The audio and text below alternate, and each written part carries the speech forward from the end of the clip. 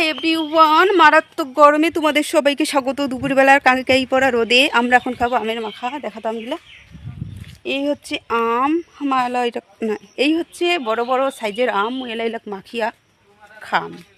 তো এই যে পাশের বাড়ির ভাগসা হচ্ছে মুন্না গাছ দুঠিয়া, আমার গাছটা ছিল মাত্র গুনিয়া কটা আম, কাইল কাইল আগালিত তো পারবা পারি নাই, তো ভাস্তাটা পারাইছে এই যে আমগুলা এলা করবে মাখা। সুপ্রিয়া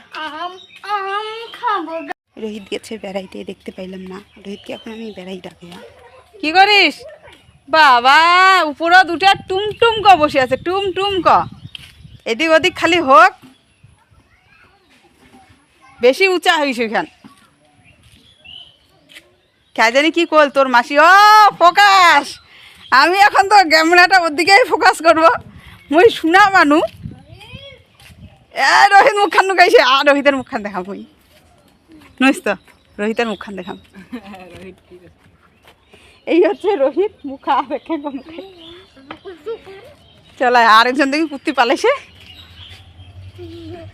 আয় এ মারাত্মক রোদ, উমার স্কুলত বোকা দেয়, তার জন্য উমা ক্যামেরাত কাহন আইসে।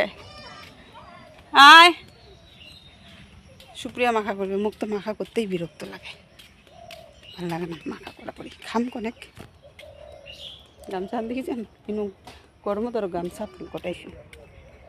প্রকাশের বাড়িতে তিরপাল দেখাচ্ছে। এটাতে কি বানাইছে এইখান? কই মাছ টাছ কিছু নেই, ডিঘি বানাই থুইছে এমনি। এখান থেকে তো চাকু মুই এলা কত চ মনে করছ সাদা কাটিব শালা না যায়